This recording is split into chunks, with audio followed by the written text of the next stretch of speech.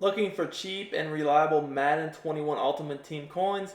Head on over to u4gm.com, Madden NFL 21 coins, and use code SPORTS for 5% off your order.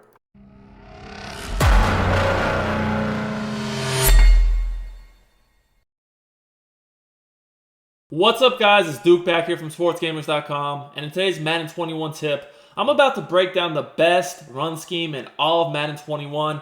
This is a two-play run combo that will destroy every defense out there very easily. I really believe this run scheme gets the best blocking by far in Madden 21. It's actually really glitchy how good this blocking is. And in this video, I'm going to show you guys how you can attack every meta run defense out there, when to use each run to defeat all the defenses you guys are going to see easily move the ball on the ground. This video will tremendously improve your run game. Now, before we get too much further into the video, just want to quickly remind you guys to please subscribe to the channel if you're enjoying our content, and turn your notifications on so you don't miss out when our videos go live on a daily basis.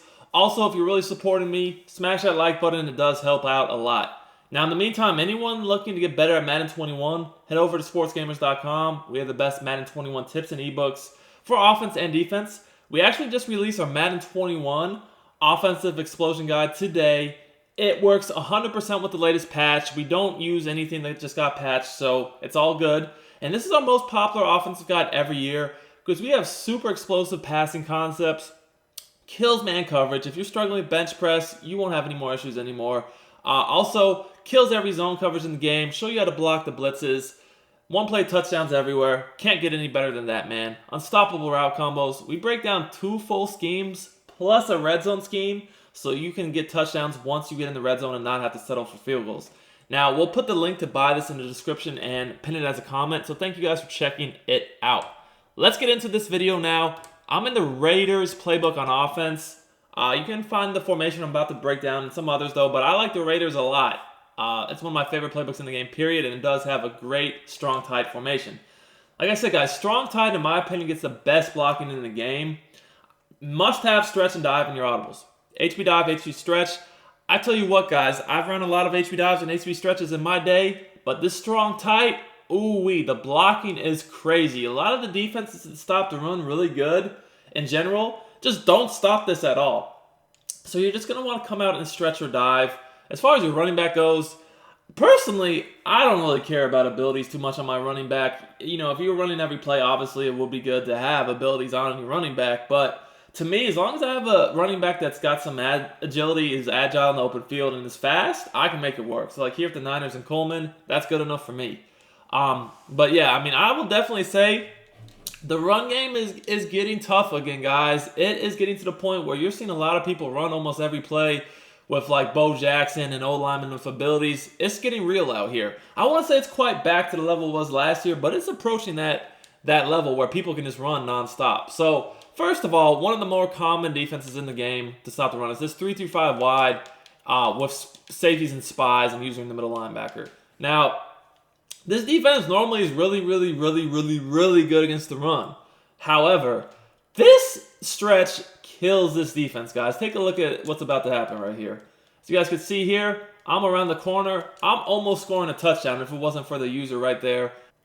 All right, I want to show it to you one more time just so you guys can see this is not inconsistent at all. This is something that's going to work pretty much non-stop against this spied safety look, the 3-5 wide, or really any spied safety look. We're going to be able to get extremely long runs. Now, for whatever reason, I just find that against certain runs, the same thing last year, but you had to use a lot of motion last year. The spied safety, he just doesn't react quite as good against certain runs as he does others. And this is definitely one of those runs. You can see in the replay here that the safety, he goes way too far to the inside, and that gets him caught up, and we're able to shoot outside. I will say the fullback also blocks extremely well from this formation.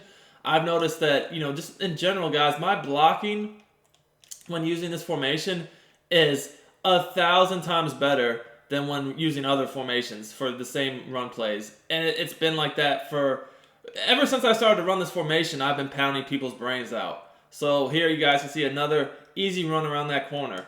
Now, what I really like about this is, you know, if they try to start to change up, like a lot of people will, like just shift their D-line to the side. Do you think they're running stretch? Two things. First of all, against this style of defense, especially if the safeties are no longer being spied, maybe just one or at least not both, the dive from this formation is crazy. The way the fullback blocks is absolutely money.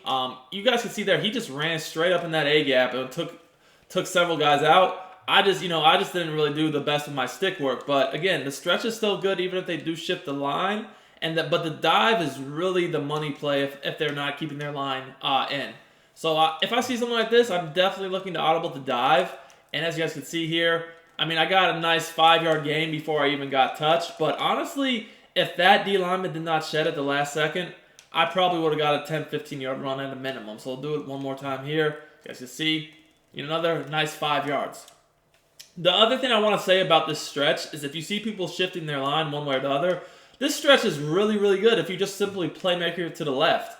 And the way you do that is just flick the right analog stick to the left, and it actually gets really good blocking, especially if they're shifting their line, creating an unbalanced look. It's extremely effective. Now, that's just the 3-5 wide. One of the more popular ones out there, a lot of people also use 3-4 odd or the 3-4 cub to stop the run.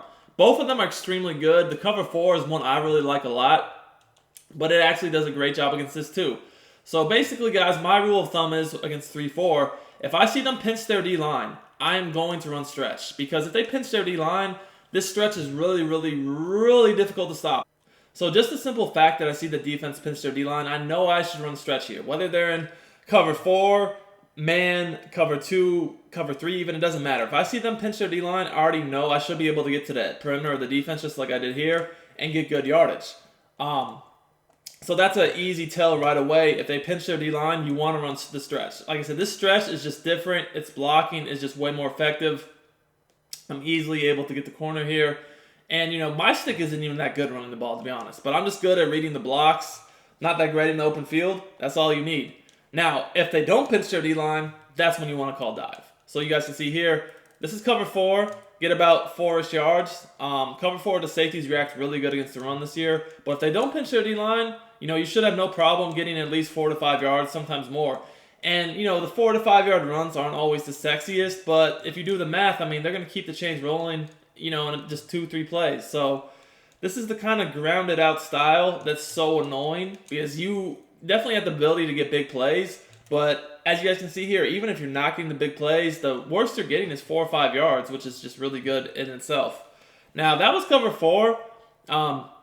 If you look at cover 2 is also solid against the run this year, especially the outside corners. They can fight on that outside, and, it can be a solid defense. However, same thing. If I see them pinch their defense, their D-line, whatever, I already know it's stretch time.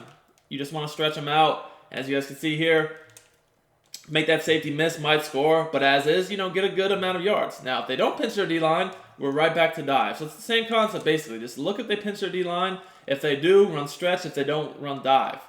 Doesn't matter. They could be in cub. They could be in odd. They could be in bear. All those are some pretty popular and common run Ds that are effective, but, they're not going to work against this. Another D out there is this cub. It's really, really effective, especially if you use man-to-man with the safeties and spies. So, guys, one of my favorite run Ds out there is the cub. The cub is really good with spied safeties, man coverage with the pinched defense look. So I could use purples to stop corners and crossers and all that, and that's a run D I use a lot personally, and it's really, really good. But this stretch from this formation is just different, man. It still will beat this defense. So you're going to see that when you run the stretch, the same thing happens with those safety spies, man. They just don't take good angles against certain runs, and we're able to easily get to the edge. At the end of the day, if you want to go ahead and spread your D-line or spread your linebackers out, we got the same problem as the other formations. We can just audible the dive, and it's that easy. So when you're going up against 3-4, like I said, the key is just watch if they spread their D-line or not, or if they pinch their D-line or not. It's really that simple. Now, obviously, you're not going to be able to come out here and run, big dime, dollar, nickel 3-5, normal, all that stuff against this. Some people might try to run the odd, but really probably not that either. It's basically going to be 3-4 or 3-5 wide. Maybe big nickel over G, because the big nickel over G, cover 2 man is a good run defense too. But at the same time, it's the same thing, man. Literally, the stretch kills it. What I would personally do is I would try to get away from that nickel back, but even if you can't, it doesn't really matter this stretch is just so good. We can just easily get to the edge against pretty much any defense out there, whether they do safety spies, whether they're in cover 4, cover 2. It doesn't really matter, man. The stretch is going to kill it. And at the end of the day, if you see that they're leaving their D-line spread or not, basically just not pinching it, same thing. Just audible to the dive, and it's free yardage. Anyways, this scheme is once again found in the Raiders' book on offense.